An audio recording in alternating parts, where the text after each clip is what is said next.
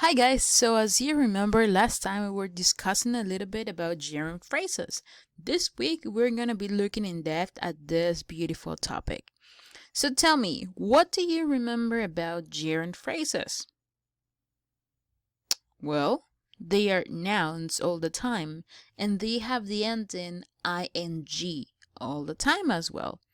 Now, they have different uses.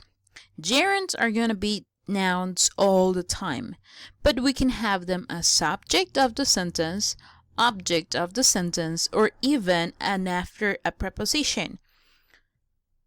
So let's see over here some examples. If I say, smoking costs a lot of money, what is our subject? It is smoking. That receives the action of the sentence. Let's see over here. I don't like writing. What is the thing that I don't like? Simply writing. So that is the object of my sentence. And let's look at over here. I study English for getting a better future. For in this case is a preposition. So if we have a preposition right after it, we're going to have a gerund, and that is called an object of a preposition. And they are nouns all the time in all of these sentences, as you can see. Let's look at some prepositions. We can have at, before, after, by, without, with, in, on, between, and so many other prepositions that we have in English. Every time you have a preposition like that and you want to have a verb right after it, you need to have a gerund. That means you add the ing all the time. Always use a gerund after a preposition. So let's see right here. I'm looking forward to meeting you. Forward to, it's a preposition. And meeting, it's our gerund in the sentence. Do you object to working late? To is also a preposition. And the gerund is working. Tara always dreams about going on holiday. As in this case, you can see about is also a preposition and we need a gerund. How do we know these are gerunds? Simply because we can substitute these gerunds with nouns. For example, I can say, I'm looking forward to our lunch. Lunch is a noun, you know that. Do you object to this job? Job is also a noun. Tara always dreams about vacations. So that is also a noun, and that's why you know that these right here, working, meeting, going, are gerunds because they act as nouns and they are always after a preposition. Now, some gerunds can have also an object or a complement if you wish. And that's what we're going to call gerund phrases. Why? Because we have the gerund and after that we have an object or we have a complement. For example, right here, smoking cigarettes costs a lot of money. Right, so in this case we have the gerund smoking, but we also have a complement or an object which is cigarettes.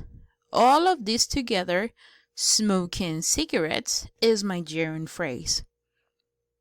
I don't like writing letters. We have the gerund acting as the object of the sentence. What is that I don't like? Writing. Okay, so this is an object. And we have another object right here, which is the object of the gerund. In this case, letters. So, writing letters is my gerund phrase. My favorite occupation is reading detective stories. Right? This is also a complement. The gerund is acting as a complement. And after that, we also have a complement for the gerund. I can say my favorite occupation is reading. Yes, that's okay. But reading what? Reading detective stories. And that makes my writing and my speaking even better because I'm given more information. Now, there is one thing that we sometimes get confused with, and that is the gerunds versus the present participle. the two of them end with an ing. So how do I know which one is a gerund and which one is a present participle? Let's look at over here. If we say smoking is bad for your health, what is the subject? The subject is smoking, so that's a gerund. I don't like fishing. What is that I don't like? Fishing, that's an object, so that's a gerund. She became famous for solving math problems. We have a preposition and then we have an ing, that's also a gerund. So in all of these sentences, the ing is acting as a noun. It is a subject, an object, or an object of a preposition. On the other side, we're going to have present participles. In this case, he is smoking.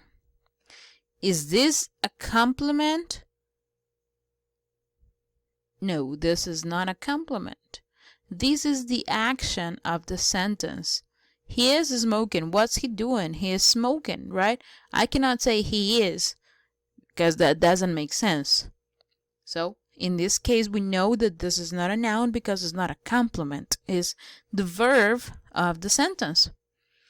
I can say my dad was fishing yesterday, right? In this case, the ing is a present participle because it's the verb of the sentence. It's a past progressive or present progressive. And I can also say my math teacher is really boring, right? Is boring a compliment? Nope. Boring in this case is describing my math teacher. So it is an adjective. So let's remember like this. Gerunds are going to be nouns. They can be subjects, objects, or object of a preposition in the sentence. Present participles on the other side are going to be verbs or adjectives. They tell me the action people are doing in the sentence, or they describe people or actions. So let's remember that. If it looks like a verb but acts as a noun, it's a gerund. But if it is describing something, it is a present participle. If you have any questions, let us know. Thank you so very much.